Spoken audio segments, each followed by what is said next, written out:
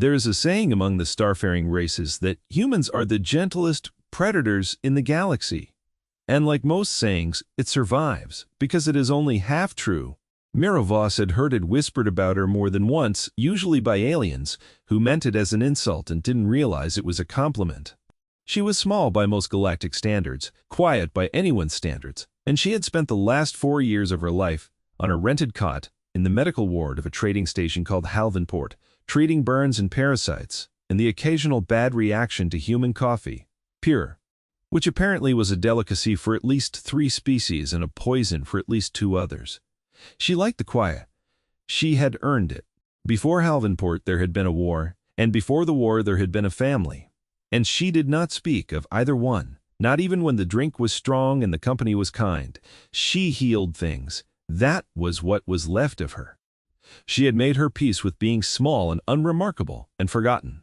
A woman with careful hands and tired eyes who asked no one for anything and expected the same courtesy in return.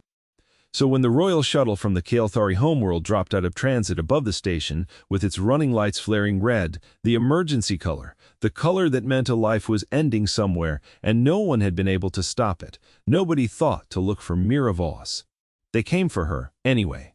2 guards in ceremonial black, the Kael'thari royal color, found her elbow deep in a dockworker's shoulder wound, and they did not ask. They simply stood in the doorway and filled it with their height and their silence until she looked up. The Kael'thari were tall, chitinous, beautiful in the way that storms are beautiful, all sharp angles and dark plating that shimmered faintly blue under station light. Their queen was dying, they told her. Their own physicians, the finest minds their empire could produce, had failed to identify the cause.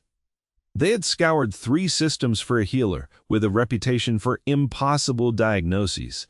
They had been given her name by a dying merchant she had saved 18 months ago, a Kael'thari trader who had told his own royal court before he died of something else entirely, that if he ever needed a miracle, he would ask for the quiet human on Halvanport. Mira wiped her hands on a cloth that had seen better decades and said she was not a miracle worker. They did not care what she called herself. They needed her on the ship within the hour, or their queen would not live to see another sunrise. She thought about saying no. It would have been easy. She had built a life on the small, quiet art of saying no to things that were too big for her, because the last time she had said yes to something too big, it had cost her everyone she loved. But there was something in the way the older guard's mandibles trembled just slightly, just enough that she noticed it. The way she noticed every small tremor in every patient who came through her door, and she recognized it. It was fear. Not fear for himself, fear for someone else. She knew that particular flavor of fear intimately, and it was the one thing in the universe she had never learned to refuse. She packed a single case of instruments and said, yes. The journey to the Kael'thari homeworld took 6 hours, and Mira spent most of it in silence, watching the stars smear past the viewport and trying not to think about the last time she had been summoned somewhere important, trying not to remember the smell of scorched hull plating, and the sound of her husband's voice cutting out mid-sentence over a comm channel that never opened again. She had been a combat medic once, in a war most people in this quadrant had never heard of, fought over a colony that didn't exist anymore. She had saved 412 people in that war, by her own count, kept in a small notebook she never showed anyone. She had lost 11, and those were the ones she remembered by name, every single night, whether she wanted to or not. She did not tell the Kael'thari guards any of this. She simply sat with her case on her knees and let the silence do what silence does, which is either heal you or hollow you out, depending on what you feed it. The palace, when they arrived, was carved from a black stone that seemed to drink the light rather than reflect it, and it rose out of the Kael'thari capital like something grown rather than built, all spires and hollow arches, and a strange, mournful kind of music that the wind made when it moved through the upper towers. Mira was led through corridors lined with courtiers who watched her pass with expressions she couldn't quite read. Not hostility exactly, but something colder, something that felt like calculation. She noticed that. She noticed everything. It was, in the end, the only skill that had ever kept her alive. The queen's chamber smelled of sickness before Mira even crossed a threshold, and that alone told her something, because sickness has a particular chemistry to it, a rot that comes from within. And what she smelled instead was faint and metallic and strange, a smell she associated with something else entirely. Something she couldn't place yet, but which set a small cold alarm ringing somewhere behind her sternum. Queen Ethelra Voss of the Caelthari Dominion, no relation to Mira, the shared, syllable a coincidence the queen herself would later find darkly amusing, lay upon a bed of woven silver thread, her once luminous plating gone dull and gray, her breathing shallow and wet in a way that made every instinct in Mira's body stand up at attention. The queen's personal physicians, 4 of them, elderly and exhausted and clearly at the end of whatever rope they'd been clinging to, stood at the periphery of the room, like men, waiting for a verdict they already expected to be terrible. Mira did not introduce herself. She simply set down her case, knelt at the queen's bedside, and began to work. She checked the pulse first, 3 points along the queen's long neck where the royal physicians had apparently never thought to look, because Caelthari physiology was different enough from human physiology that Mira had to rely on instinct and first principles rather than memorize charts. And this, ironically, was her greatest strength. She had learned medicine the hard way in a war zone, on bodies that didn't match any textbook, and she had learned to read symptoms instead of diagrams. What she read now made the cold alarm behind her sternum ring louder. The pulse was erratic in a pattern too rhythmic to be a failing heart. Failing hearts are chaotic. This was structured. This was a pulse behaving the way a pulse behaves when something in the bloodstream is methodically, deliberately interfering with it, over and over, in careful doses, timed like a clock. She lifted the queen's eyelid gently and looked into an eye that should have been a deep violet and was instead shot through with threads of sickly yellow. She smelled the queen's breath, which no royal physician in the history of any empire would think to do, because it was beneath their dignity, and she caught that same faint metallic note she'd noticed at the door, stronger now, unmistakable. She had smelled it before. Once in the war, on a colonel who had been slowly killed over 11 days by his own adjutant, a case that had haunted her for years afterward. Not because the crime was unusual, but because of how patient it had been, how quiet, how it had worn the shape of a natural decline right up until the moment Mira had caught it by accident during a routine checkup that was never meant to be an investigation. She sat back on her heels. She did not say anything to the queen. Not yet. The queen's eyes were open now, glassy but aware, watching Mira with the particular desperate attention of someone who has been failed by every expert in her life and is trying to decide whether this newest, smallest, strangest one might be different. Mira gave her a small, careful smile, the kind she gave every patient in the last stretch of a hard night, the kind that says, "I see you, and I am not going anywhere." And she asked, in the gentle voice she used for children and dying soldiers alike, for a private moment to review the queen's history with the royal physician. The physicians led her to an antechamber. Mira closed the door, and then she told them plainly without ceremony that their queen was not sick. Their queen was being poisoned.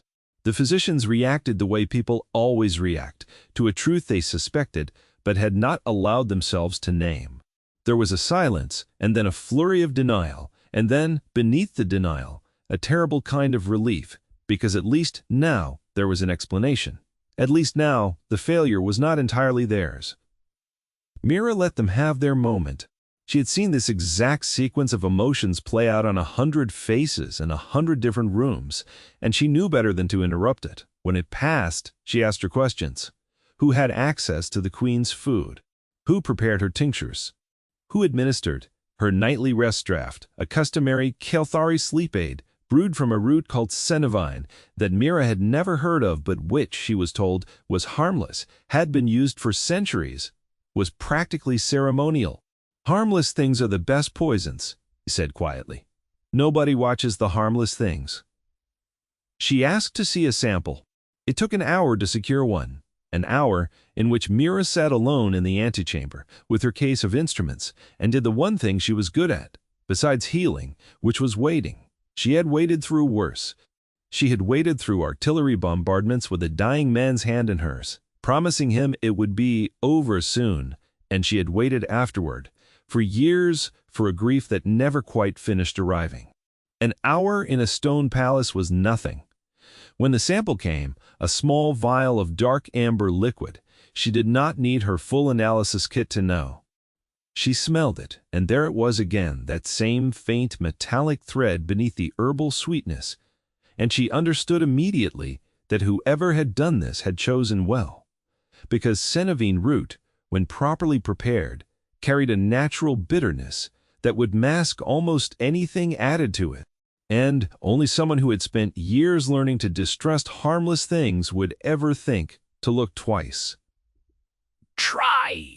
She ran what tests she could with her portable kit, cross-referencing base compounds against her own field knowledge of common heavy toxins across a dozen species, because poison, unlike disease, tends to rhyme across biologies, even when the bodies themselves do not.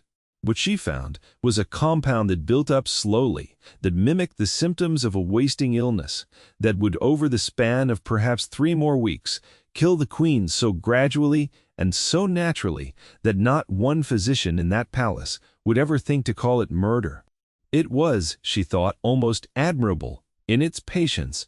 Almost, she thought of the colonel again. She thought of his adjutant, a man who had smiled at her in the corridors for 11 straight days, while his commanding officer wasted away in front of everyone. A man who had wept, actually wept, real tears, at the funeral. She had learned something from that case, that she had never forgotten. Poisoners are patient, because patience is the only weapon available to people who cannot win any other way. And people who cannot win any other way are almost always people who are close enough to strike, but never quite close enough to rule. She needed the Senevine's chain of custody. It took the rest of the night.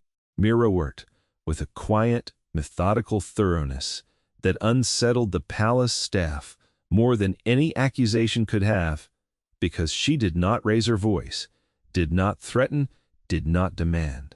She simply asked questions, one at a time, patiently, the way she'd once triaged a mass casualty event with nothing but a notebook and a steady voice, prioritizing what mattered and setting aside what didn't. She learned that the Senevine root was grown in the palace's own eastern gardens, tended by 3 gardeners.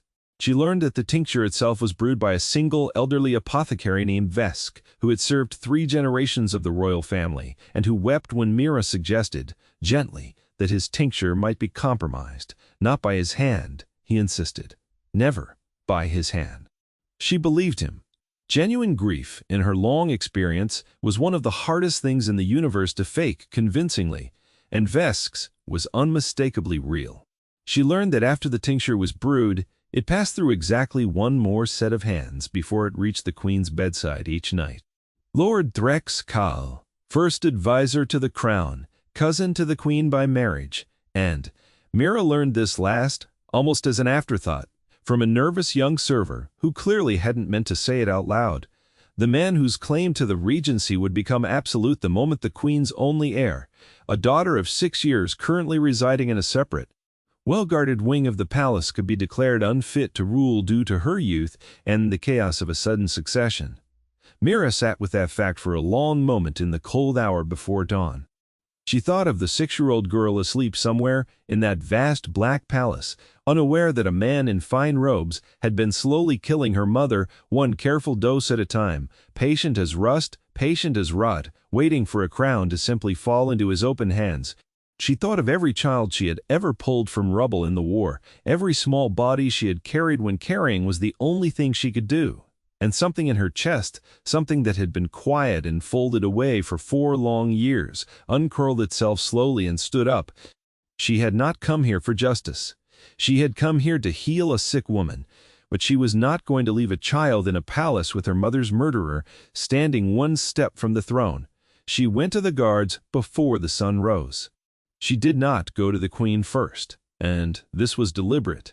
The queen was still weak, still deep in the poison's grip, and worse, the queen still trusted her own court, still believed herself surrounded by loyalty, even as that loyalty poisoned her by the spoonful every single night. If Mira spoke to the queen first, There was a risk, however small, that word would travel back through the palace's tangled loyalties before the guards could act, that Lord Call would hear a whisper and disappear into the vast Kylthari Empire where no one would ever find him again, free to try his patient poison on someone else in some other court someday. Pursed. Somewhere. So, she found the captain of the Queen's personal guard, a broad-plated Kalari veteran named Sarek Voth, who had the tired, watchful eyes of a man who had spent his whole career protecting someone he was, slowly, helplessly losing. And she told him everything, plainly, without embellishment, the way she would deliver a diagnosis to a patient's family. The poison, the tincture, the single set of hands between the apothecary and the Queen, the Regency law, the 6-year-old heir asleep in the East Wing, one procedural ruling away from being declared unfit to rule. Captain Voth did not ask her to prove it twice. He had, it turned out, harbored his own quiet suspicions about Lord Kael for over a year, small things, inconsistencies he could never quite put a name to, moments where the first advisor's grief for his ailing queen seemed performed rather than felt. Moments Voth had dismissed because accusing a member of the royal family of treason without absolute proof was the kind of mistake that ended careers and lives. But he had watched Mira work through the night with the same quiet, relentless focus he'd once seen in his own combat medics, and something about her certainty, the calm, unshowy weight of it, cut through every doubt he had left. He asked her one question, "Are you certain?" She told him the truth. She was certain of the poison. She was certain of the chain of custody. She was certain as any healer can be, that a crime had been committed and was still being committed, one dose at a time, that very night. The rest, motive, intent, the exact architecture of Lord Kael's ambition, that was not her expertise, and she said so plainly. She was a healer, not an investigator, and she would not pretend to certainties she did not hold. That honesty, more than anything else, was what convinced him completely. Captain Voth moved before the sun cleared the eastern towers. He did not storm Lord Kael's chambers with drawn weapons and shouted accusations, because that was not how the Kylthari royal guard handled matters of the crown, and because Voth, whatever his fury, understood that a cornered man with nothing left to lose was a dangerous thing to hand a weapon of desperation to. Instead, he moved with the same patience the poisoner himself had used, a quiet, overwhelming certainty that closed every exit before the target even knew a hunt had begun. He posted guards at every entrance to the eastern wing where the young heir slept, doubling her protection under the polite fiction of a routine security review. He sealed the apothecary stores under royal seal, citing an unrelated inventory audit that raised no alarm. He sent 2 trusted junior officers to quietly, discreetly, begin gathering statements from the palace staff, corroborating what Mira had already learned in a single sleepless night, building a case so complete that no court and no conspirators' allies could later dismiss it as the fevered suspicion of one exhausted human healer. And an hour before dawn, with the case fully assembled, he went himself to Lord Threx Kael's private chambers, with 6 guards at his back and a writ of the Queen's authority, signed in her own trembling hand, the moment Mira had finally, carefully, told her the truth. Because Mira had gone to the Queen after all. Once the guards were moving, once the child was safe, once there was nothing left for a frightened whisper to disrupt. She had knelt again at that silver thread bed and taken the Queen's cold-plated hand in both of her small human ones, and she had said it as gently as such a thing can ever be said. "Your Majesty, you are not dying of illness. You are being poisoned, and I believe I know by whom." The Queen had wept, not from fear, though there was fear in it, but from something rawer. The particular grief of discovering that the danger closest to you has been wearing a familiar, trusted face the entire time. She had known Threx Kael since she was a girl. He had held her own daughter as an infant. Wool. And Mira, who understood that particular grief better than almost anyone alive, having learned once that the wound of betrayal cuts deeper and slower than any blade, simply held the Queen's hand and let her weep, and said nothing more, until the Queen herself asked what needed to be done. What needed to be done was already being done. Lord Kael did not go quietly, though he also did not fight. When Captain Voth's guards entered his chambers, they found him already awake, already dressed, already, it seemed, half expecting them. And Mira, who had followed at a careful distance because some instinct told her the story was not finished until she saw its ending, watched from the corridor as his composure cracked in real time. Watched a man who had spent a decade performing devotion finally show his true face for the first time, and his true face was cold and tired and utterly without remorse. He said, when the writ was read to him, that the empire needed strength on the throne, not sentiment, and that a queen who let her own daughter's future rest on the fragile continuation of one woman's fragile life was a queen who had already failed her people, and that he had simply been prepared to do what needed doing before her failure cost them all everything. It was, Mira thought, listening from the shadows of the corridor, the precise logic of every tyrant who had ever justified murder as mercy. She had heard variations of it before in the war, from men who burned villages to save them and called children's deaths acceptable losses in service of a greater good, only they could see. She felt no anger listening to it. Anger required a kind of surprise, and she was not surprised. She felt only the quiet, settled certainty of someone watching a diagnosis confirmed. Captain Voth did not argue with him. He simply had him taken. By the time the sun cleared, the black spires of the palace and spilled its pale gold light across the eastern gardens where the Senevine root grew in its neat poisoned rows, Lord Threxcal was in a cell beneath the palace, stripped of rank and title, awaiting a tribunal that would, in the weeks to come, hear testimony from a weeping apothecary, a captain of the guard, and a small notebook of a human healer's careful observations, and would strip him of everything he had patiently, monstrously worked to steal.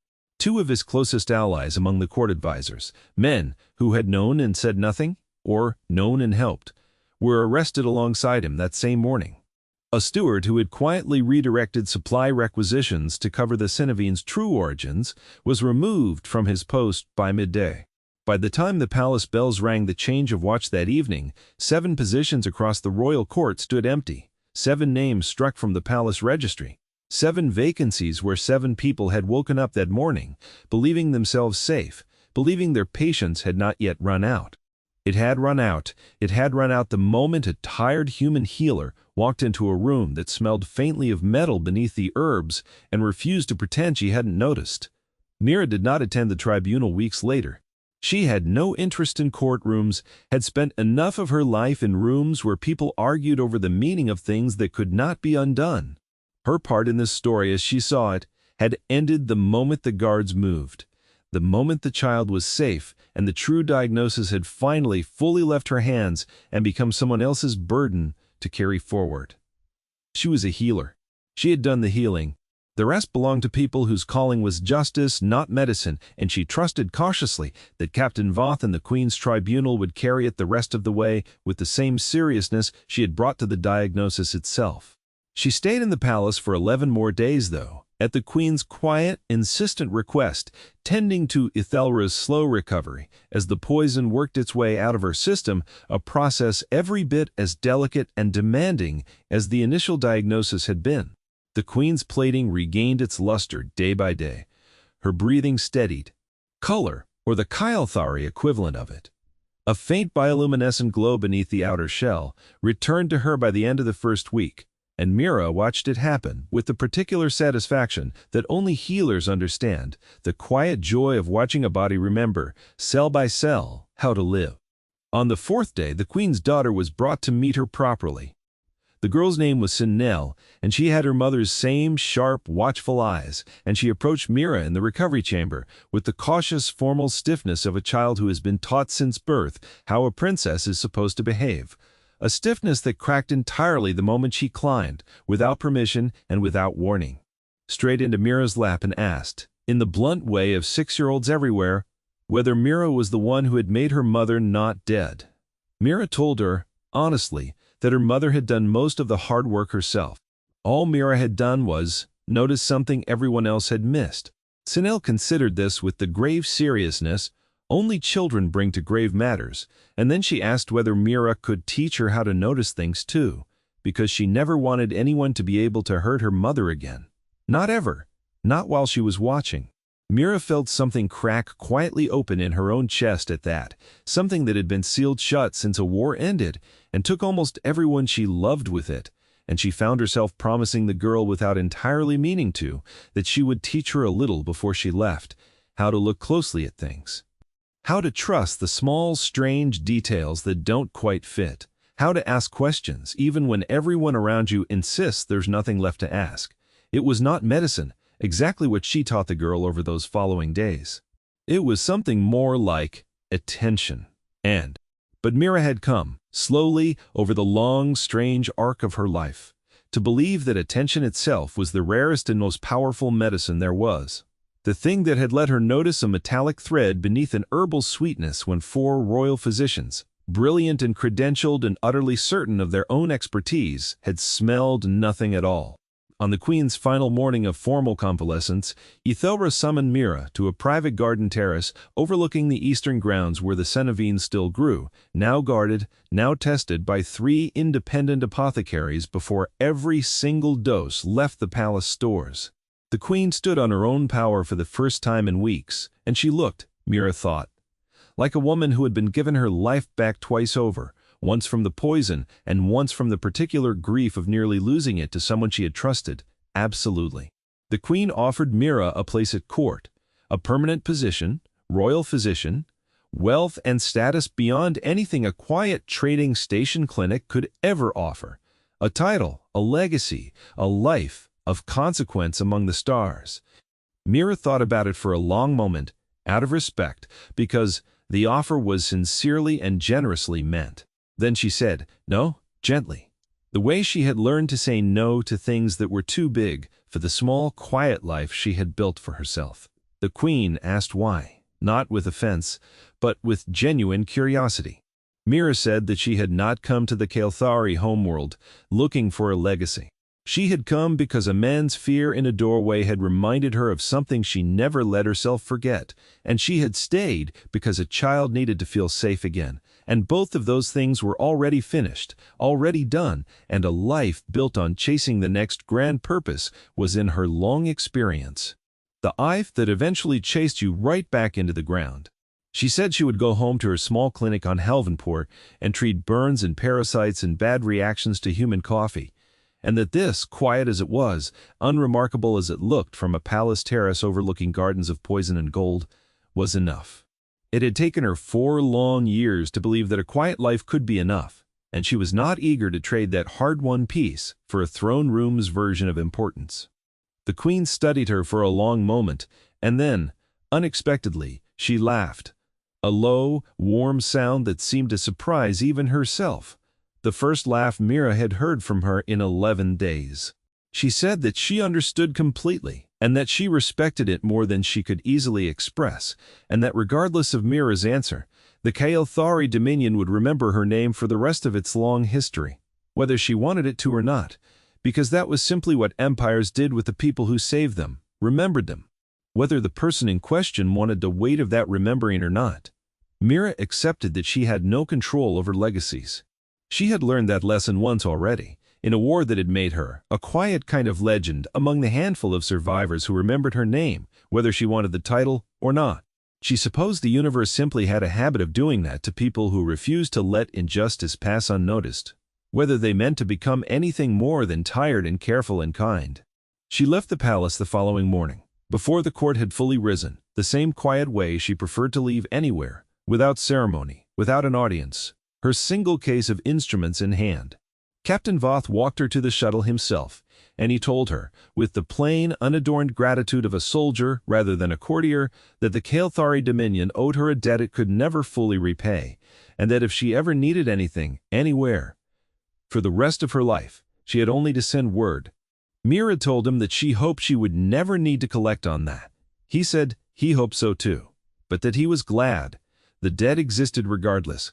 Zanelle came running to the shuttle bay at the last possible moment, still in her sleeping clothes, having clearly slipped away from whatever guardians were meant to be watching her, and she pressed a small carved stone into Mira's hand, a smooth black piece of the palace's own foundation stone, etched with a simple Caelthari symbol that Mira was told. Once she'd looked it up meant the one who noticed. Mira kept that stone in her coat pocket for the rest of her life, and she never told anyone what it meant, unless they asked, and even then, only sometimes. The shuttle ride back to Halvanport took 6 hours, same as the journey out, and Mira spent most of it the same way, watching the stars smear past the viewport in silence. But it was a different silence this time. Lighter somehow, the quiet of a debt paid, rather than a debt owed. The quiet of a woman who had walked into a dying queen's chamber, expecting to practice medicine, and had instead, almost by accident, delivered a kind of justice that no court or crown could have managed without her. She returned to her small clinic on the station the following week, and word of what had happened on the Kale-Thury homeworld had of course already traveled ahead of her, the way important stories always do, faster than the people at their center. Patients who had once seen her as simply the quiet human healer down at the docking ring clinic now looked at her with something closer to reverence, and Mira found this deeply uncomfortable, and did what she always did with discomfort, which was to bury herself back in work. She treated a dock worker's burn that same afternoon. She stitched a laceration on a young Zanari trader who had never once heard the story, and simply needed his arm sewn shut, and Mira found that particular ordinary transaction, that blissful anonymity, more soothing than any royal gratitude could ever be. But something had shifted in her regardless, quietly the way a bone knits itself back together beneath skin that shows no outward sign of having ever been broken. She found herself in the weeks that followed looking a little more closely at the small, strange details of the world around her, the things that didn't quite fit, because a Kale-Thury queen's slow poisoning had reminded her of a truth she had first learned in a war and had allowed herself, over 4 long, quiet years, to half forget. Attention was a kind of love, noticing someone, truly noticing them, when the whole world had stopped looking closely enough to see what was actually happening to them. That was its own quiet, unglamorous form of protection, every bit as real as any blade or any army. She had spent 4 years telling herself she was simply a tired woman, healing simple wounds in a quiet corner of the galaxy, and in a sense that remained true. But she understood now, in a way she hadn't quite let herself understand before, that the healing had never really been the smallest part of what she did. The noticing was the miracle. The healing was just what came after. Once you had finally truly looked closely enough to see the truth, someone else had been too tired, too certain, or too complicit to find. She kept the small black stone in her coat pocket, and some nights, closing up the clinic after a long shift, she would take it out and turn it over in her fingers and think of a 6-year-old girl who wanted, more than anything, to learn how to notice so that no one she loved would ever again be hurt by someone patient enough and trusted enough to do it. Slowly, Mira thought that was, in the end, the finest lesson she had ever taught anyone, and the one she was proudest to have given, more than any diagnosis, more than any cure. Look closely. Trust the detail that doesn't fit, and never ever assume that the harmless things are actually harmless, because it is always the harmless things that the patient poisoners choose. The Kale-Thury Dominion, in the months that followed, quietly rewrote 3 separate sections of its ancient succession law, closing the very loophole that had once made a 6-year-old girl's safety dependent on the health of a single woman. And historians in that empire would spend the next century debating whether the reforms represented the wisdom of Queen Ethelra, or the shadow cast by the woman who had saved her. And Mira, when she occasionally heard these debates repeated back to her by traveling merchants who didn't know her real name, simply smiled and said nothing at all, because some legacies are better left quietly unclaimed. She kept her clinic on Halvanport for many years after that, and she never did stop noticing, and she never did stop being, whether she wanted the word or not, exactly the kind of quiet, careful legend that empires remember long after the poisoners and the poisoned are both nothing more than names in a sealed and dusty tribunal record. If you enjoyed this story, there are more like it waiting for you, more tales of quiet strength revealed in the moments the galaxy least expects it. So, go ahead and like this video, share it with someone who loves a good slow burn reckoning, subscribe if you want more, and ring that notification bell so you never miss the next one. Let me know in the comments what you thought of Mira's diagnosis and whether you saw the poisoner coming before the reveal. Thanks for listening, and until next time, keep your eyes on the stars and keep noticing the small details nobody else bothers to see.